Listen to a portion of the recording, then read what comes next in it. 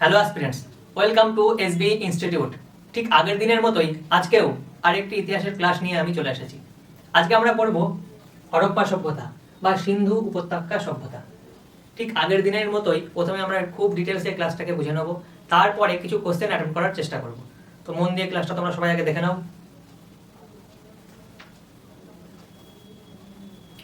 সবার প্রথমে দেখব যে সিন্ধু সভ্যতা কিভাবে আবিষ্কার হলো। এর পিছনে একটা ইন্টারেস্টিং কাহিনী আছে। তোমরা সবাই জানো যে মোটামুটি 1853 দিকে রেলপথ স্থাপন করা শুরু করেছিল ইংরেজরা। তো 1853 দিকে ভারতের বিভিন্ন স্থানে রেলপথ স্থাপন করা শুরু হয়। তো মোটামুটি লাহোরের ওই সাইডে রেলপথ স্থাপন করা হচ্ছিল। তো রেলপথ স্থাপন করার জন্য প্রয়োজনীয় যে পাথরগুলো, সেই পাথর শর্ট পড়ে গিয়েছিল। আর রেলপথ স্থাপন করার জন্য রেলপথ তুলনামূলক একটু উঁচু স্থানে তৈরি করা হয়, এই জন্য সাইড থেকে মাটি কাটতে হয়। তো সাইড থেকে মাটি কাটতে কাটতে ওই রেলপথ স্থাপনে নিয়োগ করা কর্মচারীরা ইটের ঢিবি পায়। প্রচুর ইট সাজানো ছিল। তো যখন ওই পাথর শর্ট পড়েছিল, ওই ইট ভেঙে ভেঙে ওই রেল লাইনে ব্যবহার করা হয়েছিল। তো ঠিক ওই বছরেই 1853তেই এই ব্যক্তিটি আলেকজান্ডার কানিংহাম, এনার নাম আলেকজান্ডার কানিংহাম,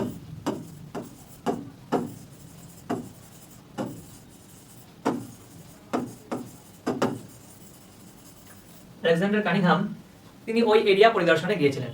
তো সেখানে গিয়ে দেখেন যে ওই রেলপথে একদম সুন্দর মাপের প্রত্যেকটা ইটের সাইজ খুব ভালো, এরকম ইট ওখানে পাতা আছে। তো তিনি ওই ইটগুলো দেখেই বুঝতে পারেন যে একদম নতুন ইট তো এগুলো নয়, অনেক পুরনো ইট। তো তিনি সেখানে C14 পদ্ধতি ব্যবহার করেন। C14 এটাকে বলা হয় কার্বন ডেটিং পদ্ধতি, কার্বন ডেটিং মেথড। এই পদ্ধতি ব্যবহার করে তিনি দেখেন যে মোটামুটি এই ইটগুলো 3500 বছরের পুরনো।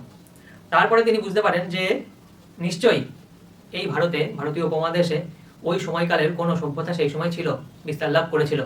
তো তিনি আশেপাশের এরিয়াতে খোঁজ শুরু করে, খনন কার্য শুরু করে। তো খুঁজতে খুঁজতে তিনি কিছু সিল পান এবং সেই সিলে ষাঁড়ের মূর্তি আঁকা ছিল, আর তাতে কিছু লেখা ছিল, 6টি অক্ষরের কিছু লেখা ছিল। তো পাঠোদ্ধার করা সম্ভব হয়নি ইন্দাস ভ্যালি সিভিলাইজেশনের স্ক্রিপ্ট। তো তিনিও কিছু বুঝতে পেরেছিলেন না। তো তারপর থেকেই মোটামুটি আশেপাশের এরিয়া খনন করার আদেশ দেওয়া হয় বা নির্দেশ দেওয়া হয়। তারপর থেকে খনন কার্য শুরু হয়। এবার খনন কার্য করতে করতে দয়ারাম সাহানি 1921-এ হরপ্পা নগরী আবিষ্কার করে 1921 সালে। ঠিক তার এক বছর পরেই 1922-এ R.D. ব্যানার্জি অর্থাৎ রাখাল দাস ব্যানার্জি মহেঞ্জোদারো আবিষ্কার করেন।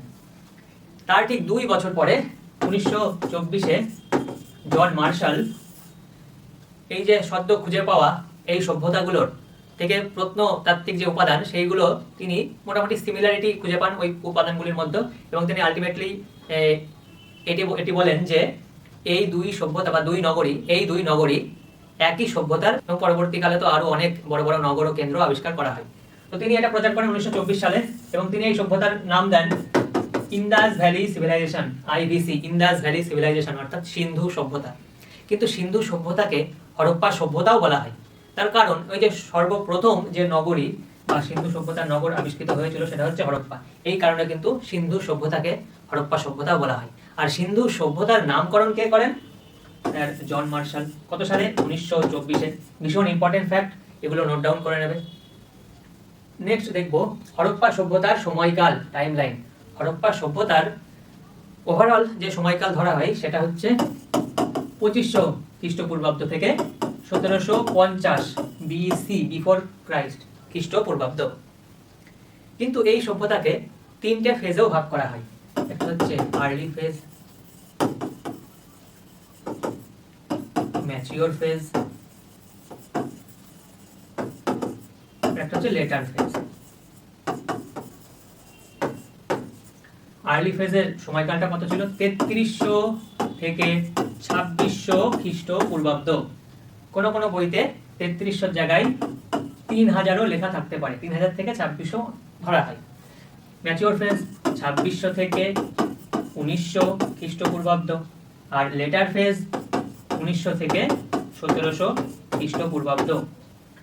এই ফেজ ডিভিশন থেকে কোশ্চেন আসতে পারে, তার কারণ ইউজুয়ালি স্টুডেন্টরা এগুলোকে স্কিপ করে, কিন্তু ইম্পর্টেন্ট, এগুলো নোট ডাউন করে। এরপরে দেখব সিন্ধু সভ্যতার ভৌগোলিক বিস্তার, কোথা থেকে কোন স্থান থেকে কোন স্থান পর্যন্ত বিস্তার লাভ করেছিল। ওভারঅল এরিয়া তো এই যে বর্তমান পাকিস্তান, ভারতের পশ্চিম সাইড, আর কিছুটা আফগানিস্তানের পূর্ব সাইড, কিন্তু উত্তরতম স্থান, দক্ষিণতম স্থান, এই সব স্থানগুলো থেকে কোশ্চেন আসে। তো সবার আগে দেখব যে উত্তরতম স্থানের নাম কি। ভারতীয় উপমহাদেশে উত্তরতম স্থানের নাম, সিন্ধু সভ্যতার উত্তরতম স্থানের নাম হচ্ছে মান্ডা, এটা অবস্থিত জম্মু কাশ্মীরে। কিভাবে মনে রাখবো তার আগে বলে দিই, দাইমাবাদ দক্ষিণতম স্থান, উত্তরতম স্থান তো মান্ডা, এটা আমরা এইভাবে মনে রাখতে পারি। উত্তর সাইড আমরা ধরি উপরের সাইডটাকে, অর্থাৎ উপরের সাইডটা, মাথার দিকটা মান্ডা, জম্মু কাশ্মীরে অবস্থিত। দক্ষিণ সাইড, দক্ষিণে দ রয়েছে দাইমাবাদ, দাইমাবাদ যেটা মহারাষ্ট্রে অবস্থিত। পূর্বতম কেন্দ্র আলমগীরপুর, যেটা ইউপিতে অবস্থিত, ইউপিতে অবস্থিত। আর পশ্চিমতম স্থানের নাম সুতকাগেন্দ্র, যেটা পাকিস্তানের বেলুচিস্তানে অবস্থিত। প্রত্যেকটা স্থানের নাম ইম্পর্টেন্ট, তার পাশাপাশি বর্তমানে কোন রাজ্যে অবস্থিত এগুলো মনে রাখতে হবে, ভীষণ ইম্পর্টেন্ট। এরপরে দেখবো সিন্ধু সভ্যতার নগর পরিকল্পনা। সিন্ধু সভ্যতা ছিল একটি নগর কেন্দ্রিক সভ্যতা, অর্থাৎ শহর বা নগর ছিল এই সভ্যতার মূল বৈশিষ্ট্য, গ্রাম্য সভ্যতা ছিল না। এরকমও কোশ্চেন আসতে পারে যে সিন্ধু সভ্যতা কেমন টাইপের সভ্যতা ছিল, গ্রামীণ সভ্যতা, নগর কেন্দ্রিক সভ্যতা। তো এটা জেনে রাখো যে নগর কেন্দ্রিক সভ্যতা ছিল। এই সভ্যতার প্রধান বৈশিষ্ট্য ছিল যে শহরগুলো বা নগরগুলো দুইটি খণ্ডে বিভক্ত ছিল। উপরের দিকটা এটাকে বলা হতো সিটাডেল, নিচের এরিয়াটাকে বলা হতো নিম্নবর্তী শহর বা নিম্নবর্তী এরিয়া। নিম্নবর্তী এরিয়াতে সাধারণ মানুষ বসবাস করত, আর পোড়া ইটের তৈরি বাড়িঘর ছিল। এই যে ইট দেখা যাচ্ছে, প্রত্যেকটা ইটের শেপ একদম সেম ছিল, আমরা একটু পরেই দেখবো ডিটেলসে। আর উপরে যে স্থানটা সিটাডেল যেটাকে বলা হয়, এই স্থানটা ছিল সাধারণত শাসক গোষ্ঠীদের জন্য। এবার শাসক গোষ্ঠী কারা ছিল? সেই সময় কি কোনো রাজা রানী ছিল? রাজা রানীর উদাহরণ তো পাওয়া যায় না, কিন্তু ঐতিহাসিকরা মনে করেন যে এখানে হয়তো কোনো ব্যবসায়িক গোষ্ঠী বা হয়তো যৌথভাবে নগর পরিচালনা করার জন্য কোনো নির্দিষ্ট কিছু ব্যক্তিকে নির্বাচিত করা হয়েছিল। তো সেই সমস্ত শাসক গোষ্ঠীর কথাই বলা হচ্ছে, যারা সাধারণত হয়তো এই সিটাডেলেই থাকতেন। এরপরে নগর পরিকল্পনার মূল বৈশিষ্ট্য ছিল এই রাস্তাগুলো, এই যে গ্রিড প্যাটার্ন, অর্থাৎ একদম রাস্তাগুলো একদম 90 ডিগ্রি অ্যাঙ্গেলে একে অপরকে কাট করতো। এই সিস্টেমটাকেই বলা হয় গ্রিড সিস্টেম, গ্রিড প্যাটার্ন। এর ফলে কি হতো, যখনই হাওয়া চলতো তখন রাস্তাগুলোতে জমে থাকা জঞ্জাল বা ধুলো সব পরিষ্কার হয়ে যেত। আর এই রাস্তার পাশেই থাকতো নালা, আর এই নালা এমন ভাবে, মানে জল নিষ্কাশনী ব্যবস্থা ছিল ভীষণ উন্নত, এমন ভাবে তৈরি করা হতো এই ড্রেনগুলো যে কোথাও জল জমতো না। আর প্রত্যেকটা বাড়িতে থাকতো কুয়ো। আর এই সমস্ত কিছু তৈরি করা হতো এই ইট দিয়ে, পোড়া ইট দিয়ে। আর এই ইটের শেপ, প্রত্যেকটা ইটের শেপ হতো একদম সিমিলার, একদম সমান, আর খুব সুন্দরভাবে ইটগুলোকে কেটে তৈরি করা হতো। এই ইটের মাপ ছিল 4:2:1, অর্থাৎ এই সাইডটা যদি 2 হয়, এর হাইটটা হবে 1, আর এই সাইডটা হবে 4। তো 4:2:1 অনুপাতে ইটগুলোকে কাটা হতো। প্রত্যেকটা ইটের শেপ একদম সেম হতো, সিমিলার হতো। তার পাশাপাশি এই যে প্রত্যেকটা বাড়ির সাথে কানেক্টেড থাকতো এই ড্রেন, আর এই ড্রেনগুলোকে কভার করা হতো পাথর কেটে কেটে, পাথরের চাই দিয়ে কভার করা হতো ড্রেনগুলোকে। ঠিক ড্রেনগুলো এইভাবে পাথরের চাই দিয়ে, জলটা দিয়ে এইভাবে কভার করে রাখা হতো। আর প্রত্যেকটা বাড়িতে কুয়ো থাকতো বললাম, আর প্রত্যেকটা বাড়িতে স্নানাগার থাকতো, ঘরের সাথে কানেক্টেড। এখন যেমন আমরা নতুন সিস্টেমে যে ঘর বাড়িগুলো এখন তৈরি করা হচ্ছে, যে একদম ঘরের সাথে কানেক্টেড পায়খানা বাথরুম, ঠিক সেই রকমই স্নান ঘর যুক্ত থাকতো ঘরের সাথে। প্রত্যেকটা বাড়িতে কুয়ো থাকতো। আর প্রত্যেকটা বাড়ির এই যে গেট সাধারণত রাস্তার দিকে থাকতো না, হয়তো কোনো গলির, এখানে কোনো গলি থাকতো, এই যে একটা রাস্তা, এখান থেকে কোনো গলি ভেতরের দিকে যেত, তারপরে বাড়ির ভিতরে ঢোকার রাস্তা থাকতো প্রোটেকশনের জন্য। নেক্সট দেখবো সিন্ধু সভ্যতার প্রযুক্তি ও কারুশিল্প। সিন্ধু সভ্যতায় সাধারণত কি কি পাথর বা ধাতু ব্যবহার করা হতো সবার প্রথমে বলি। সিন্ধু সভ্যতায় সাধারণত ব্রোঞ্জ বেশি ব্যবহার করা হতো। ব্রোঞ্জ বানানো হতো কি দিয়ে? কপার, তামা আর টিন দিয়ে ব্রোঞ্জ বানানো হতো। সিন্ধু সভ্যতা ব্রোঞ্জ, সিন্ধু সভ্যতাকে তামা ও ব্রোঞ্জের সভ্যতাও বলা হয়। এই সমস্ত ব্রোঞ্জের জিনিসপত্র তৈরি করার জন্য নিশ্চয়ই সেই সময় কারিগরিও ছিলেন। সিমিলারলি মাটির পাত্র তৈরি করার জন্য কারিগর সেই সময় ছিল কিছু। তার পাশাপাশি এই যে সিলগুলো আমরা দেখছি, এই যে একদম বর্গক্ষেত্রের আকারে এই যে সিলগুলো, এগুলো হরপ্পা সভ্যতার সিল। এই সিলগুলো তৈরি করা হতো সাধারণত বেলে পাথর দিয়ে আর জেডাইট পাথর দিয়ে। এবার জেডাইট পাথর সব থেকে ইম্পর্টেন্ট পাথর, সব থেকে বেশি বহুল ব্যবহৃত পাথর। কোথা থেকে আসতো? আসাম থেকে আসতো, মনে রাখবে, ভীষণ ইম্পর্টেন্ট, আসাম থেকে আসতো। তারপরে সেই সময় প্রচলিত ছিল এই যে ব্যবসা বাণিজ্য করার জন্য মুদ্রা চালু ছিল না, মুদ্রা চালু ছিল না, সেই সময় বিনিময় প্রথায় ব্যবসা বাণিজ্য চলতো। সিস্টেমটার নাম ছিল বার্টার সিস্টেম, বিনিময় প্রথা। আর ব্যবসা বাণিজ্যের ক্ষেত্রে আরেকটি গুরুত্বপূর্ণ বৈশিষ্ট্য আমাদের জানতে হবে, সেটা হচ্ছে যে এরা বাটখারার ব্যবহার করতো 16 গুণিতকে, 16, 32, 48, 64 এই রকম সংখ্যায় এরা বাটখারা ব্যবহার করতো। ভীষণ ইম্পর্টেন্ট ফ্যাক্ট এটা, 16 গুণিতকে। নেক্সট দেখবো কৃষি ও পশুপালন। হরপ্পা সভ্যতা তো ছিল বা সিন্ধু সভ্যতা ছিল নগর কেন্দ্রিক সভ্যতা, তাহলে এখানে কৃষি আসলো কি করে? আসলে হরপ্পা সভ্যতা বা সিন্ধু সভ্যতা নগর কেন্দ্রিক সভ্যতা হলেও কৃষিকাজ ছিল প্রধান জীবিকা। শুনতে অবাক লাগছে, কিন্তু অ্যাকচুয়ালি তাই ছিল। যেমন আমেরিকা উন্নত দেশ, তবুও আমেরিকাতে কি কৃষিকাজ হয় না? হয়। ঠিক সেই রকমই কৃষিকাজ ছিল হরপ্পা সভ্যতা বা সিন্ধু সভ্যতার নগরবাসীদের প্রধান জীবিকা। প্রথম তুলোর ব্যবহার দেখা যায় এই হরপ্পা সিন্ধু সভ্যতাতে। তার পাশাপাশি অন্যান্য ফসলের ব্যবহার তো দেখা যায়, যেমন গম, যব, খাদ্যশস্য যেমন চাল, চালের তুষ পাওয়া গিয়েছে লোথালে। এইরকম কোন শহরে কি কি জিনিস খনন করে পাওয়া গিয়েছে সেগুলো আমরা পড়ব। কি কি পশুর ব্যবহার দেখা গিয়েছে, ষাঁড় দেখা গিয়েছে, তারপরে এই যে গন্ডার, হাতি, শূকর দেখা গিয়েছে, যদিও এইটা হচ্ছে কাল্পনিক একটি পশু। এইরকমই যে সমস্ত পশুর ব্যবহার সেই সময় দেখা গিয়েছে সেগুলো বেশিরভাগ সিলে আমরা পেয়ে যাই ছবি, যেমন পশুপতি শিবের যে সিল, সেই সিলে কিছু পশুর মূর্তি আর কি ওখানে আঁকা আছে। তারপরে গরুর ব্যবহারটা নিয়ে একটু ডাউট আছে। কিছু কিছু ঐতিহাসিক মনে করেন যে গরুর ব্যবহার শুরু করেনি হরপ্পা সভ্যতা বা হরপ্পাবাসীরা। নেক্সট দেখবো রাজনীতি ও সমাজ। হরপ্পা সভ্যতা বা সিন্ধু সভ্যতায় কি কোনো রাজা ছিল, রাজা রানী? অনেকে মনে করেন এই ব্যক্তিটি হয়তো ছিলেন হরপ্পা সভ্যতা বা হরপ্পার রাজা, আবার অনেকে মনে করেন ইনি ছিলেন পুরোহিত। এই বিষয়টা নিয়ে ঐতিহাসিকরা একমত হতে পারেননি। তবে পরবর্তীকালে কিছু ঐতিহাসিক কিছু কিছু ধারণা দিয়েছেন। যেমন অনেকে মনে করেন যে এই যে সিটাডেলে যারা থাকতেন শাসক গোষ্ঠী, এরা প্রধানত হয়তো ব্যবসায়ী শ্রেণী ছিল, যারা যেহেতু নগরকেন্দ্রিক সভ্যতা ছিল এবং ব্যবসা বাণিজ্যটা আর কি বেশি চলতো, সেই কারণে হয়তো ব্যবসায়ী শ্রেণীটাই নগরকে পরিচালনা করত। কিংবা সাধারণ মানুষ ভোট দিয়ে হয়তো নির্বাচিত করতেন ব্যক্তিদের, তারাই হয়তো এই সিটাডেলে থাকতেন এবং পুরো নগরটাকে পরিচালনা করতেন। তো হরপ্পা সভ্যতায় কোনো রাজা বা রানী কোনো উদাহরণ কিন্তু পাওয়া যায়নি, নিদর্শন পাওয়া যায়নি, প্রমাণ পাওয়া যায়নি, এটা মনে রাখতে হবে। আর সমাজ ব্যবস্থা কেমন ছিল? সমাজে শ্রেণী বিভাজন ছিল, সমাজ বিভিন্ন শ্রেণীতে বিভক্ত ছিল, কিন্তু ইম্পর্টেন্ট ফ্যাক্ট হচ্ছে যে এই শ্রেণী বিভাজন বর্ণভিত্তিক ছিল না, ছিল পেশাভিত্তিক। যে ব্যক্তি যেই কাজের সাথে যুক্ত হতে চাইতো তারা সেই কাজের সাথে যুক্ত হতে পারতো এবং সেই কাজের উপরেই নির্ভর করতো যে এই ব্যক্তিকে কোন শ্রেণীর মধ্যে ফেলা হবে, রাখা হবে। নেক্সট লিপি, ভীষণ ইম্পর্টেন্ট। যে সিন্ধু সভ্যতার লিপি যে আমরা এখনো উদ্ধার করতে পারিনি, সেই লিপি হচ্ছে এই যে লিপি। পিকচারের মতো লাগছে, ছবির মতো লাগছে, ছবি। এই যে এটা মনে হচ্ছে অনেকটা গাছের মতো দেখাচ্ছে, এটা অনেকটা দাঁড়িপাল্লার মতো দেখাচ্ছে। এই যে ছবির মতো দেখতে লিপি ছিল, এই জন্য এই লিপিগুলোকে বলা হয় পিক্টোগ্রাফিক স্ক্রিপ্ট।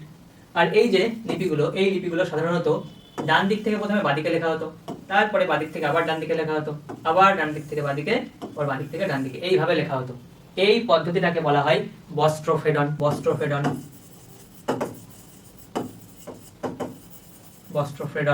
আর এই লিপি এখনো পর্যন্ত পাঠোদ্ধার করা সম্ভব হয়নি, এটাও জেনে রাখবে। আর ভীষণ ইম্পর্টেন্ট, এইটা মনে রাখতে হবে যে ডান দিক থেকে প্রথমে বাঁদিকে লেখা হতো, তারপরে বাঁদিক থেকে ডান দিকে লেখা হতো। আমরা যেমন প্রথমেই বাঁদিক থেকে ডান দিকে লিখি, কিন্তু সিন্ধুবাসীরা প্রথমে ডান দিক থেকে বাঁদিকে, তারপরে বাঁদিক থেকে ডান দিকে।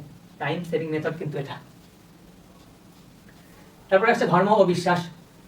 সিন্ধুবাসীরা কোন দেবদেবী বা ঠাকুর পুজো করত? আসলে সেই সময় পার্টিকুলারলি কোনো দেব দেবী নিদর্শন পাওয়া যায়নি যেটা আর কি বর্তমানে হিন্দু ধর্মে বা অন্যান্য ধর্মাবলম্বী মানুষরা পূজা করে। আসলে সেই সময় কিছু মূর্তি পাওয়া গিয়েছে, সেই মূর্তি দেখে আমরা মোটামুটি একটা আন্দাজ করে নিয়েছি যে হয়তো তারা এই দেবদেবীর পূজা করতেন। এই যে মাদার গডেস মূর্তি, মাদার গডেস মূর্তি, মাদার গডেস মূর্তি।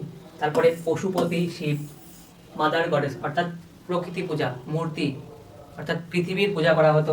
পশুপতি শিব, পশুপতি শিবের এটা সেল, এটাকে আদি শিবও বলা হয়। তো পশুপতি শিবের পূজা করা হতো। তারপরে গাছের পূজা করা হতো, পাহাড়ের পূজা করা হতো, এক কথায় প্রকৃতি পূজা করা হতো। আর কিছু ধর্ম বিশ্বাস ছিল ওদের, যেমন কফিন বিউরিয়ালের উদাহরণ পাওয়া যায় কিছু কিছু প্রত্নকেন্দ্রে। তো এই সমস্ত বিলিফ ওদের ছিল। আর ধর্মীয় বিশ্বাস বলতে সাধারণত ওরা প্রকৃতি পূজা করত। নেক্সট, বাণিজ্য। এদের ব্যবসা বাণিজ্য চলতো কোন দেশের সাথে? মেসোপটেমিয়া সভ্যতার সাথে, তারপরে বাহরাইনের সাথে। তো কিছু কিছু জিনিস যেমন এই যে তামা, তামা কোথা থেকে আসতো? তামা যেত রাজস্থান থেকে। রাজস্থানের খেতরি মাইন তোমরা পড়েছো ভূগোলে, খেতরি মাইন থেকে যেত তামা। তারপরে গোল্ড, গোল্ড যেত কর্ণাটক থেকে, কর্ণাটক থেকে। এই যে নীল পাথর, এর নাম হচ্ছে lapis lazuli, lapis lazuli Afghanistan থেকে আসতো, আফগানিস্তান থেকে আসতো। তারপরে জেডাইট পাথর, যেটা আসাম থেকে আসতো। তো এই ফ্যাক্টগুলো মনে রাখতে হবে, নোট ডাউন করে নেবে। এবার আমরা কিছু কোশ্চেন অ্যাটেম্প করার চেষ্টা করব। তোমরা প্রত্যেকটা প্রশ্নের উত্তর দেওয়ার চেষ্টা করবে। আর আমি যখন উত্তর দেব, যদি কোনো প্রশ্নের উত্তর না দিতে পারো অবশ্যই উত্তরটা দেখে নেবে। প্রথম প্রশ্ন, দয়ারাম সাহানি কত সালে হরপ্পা আবিষ্কার করেন? একটু আগে বলা হলো 1921। তারপরে সিন্ধু সভ্যতার দক্ষিণতম সীমা দাইমাবাদ ভারতের কোন রাজ্যে অবস্থিত? দাইমাবাদ দক্ষিণে, দাইমাবাদ মহারাষ্ট্রে অবস্থিত। হরপ্পার নগর পরিকল্পনায় বাড়ি তৈরির প্রধান উপাদান কি ছিল? পুরানো ইট। পরের কোশ্চেন, সিন্ধু লিপি বা স্ক্রিপ্ট লেখার পদ্ধতিকে কি বলা হয়? স্ক্রিপ্ট বস্ত্রফেডন পদ্ধতি। সিন্ধু সভ্যতার সিটাডেল বলতে কি বোঝায়? সিটাডেল বলতে সাধারণত শহরের উঁচু দুর্গ এলাকা, আর নিচের স্থানটাকে বলা হতো নিম্ন শহর বা নিম্নবর্তী এরিয়া। সিন্ধু সভ্যতার সবচেয়ে পশ্চিমতম সীমানা বা সীমা কোনটি ছিল? পশ্চিমতম, পশ্চিম দিকে সুৎকাজেন্দর। কোথায় অবস্থিত? বর্তমানে বালুচিস্তান। কোথায় অবস্থিত? বালুচিস্তান, পাকিস্তানে, পাকিস্তান। নেক্সট, সিন্ধু সভ্যতার কোন কেন্দ্রে কোনো সিটাডেল বা দুর্গ ছিল না? যদিও এই প্রত্যেকটা শহর বা কেন্দ্র সম্পর্কে আমরা পরের ক্লাসে পড়বো, জানবো খুব ডিটেলসে। তবু আজকে উত্তরটা দিয়ে দিই, চানহু দারুতে কোনো সিটাডেলের উদাহরণ পাওয়া যায়নি, সিটাডেল দেখা যায়নি। নেক্সট, সিন্ধু সভ্যতার পূর্বতম প্রত্নস্থল আলমগীরপুর বর্তমানে ভারতের কোন রাজ্যে অবস্থিত? একদম পূর্ব দিকে, উত্তর প্রদেশে অবস্থিত। নেক্সট, সিন্ধু সভ্যতার উত্তরতম কেন্দ্র মান্ডা বর্তমানে ভারতের কোন রাজ্য বা কেন্দ্রশাসিত অঞ্চলে অবস্থিত? জম্মু অ্যান্ড কাশ্মীর। তো প্রত্যেকটা স্থানের সাথে বা কেন্দ্রের সাথে বর্তমান আর কি কোন রাজ্যে অবস্থিত ছিল বা বর্তমানে কোন রাজ্যে অবস্থিত ওই কেন্দ্রগুলো, এগুলো ভীষণ ইম্পর্টেন্ট হয়ে যায়। আর এর থেকে বেশি কোশ্চেন আসে, কিন্তু মনে রাখতে হবে এগুলো। তো আজকের ক্লাস এই পর্যন্তই। আশা করি তোমরা খুব ভালো করে ক্লাসটা দেখেছো এবং কোশ্চেনগুলো অ্যাটেম্প করার চেষ্টা করেছো। ঠিক এইরকমই আরো একটি ক্লাস নিয়ে খুব তাড়াতাড়ি উপস্থিত হয়ে যাবো তোমাদের সামনে। Thank you.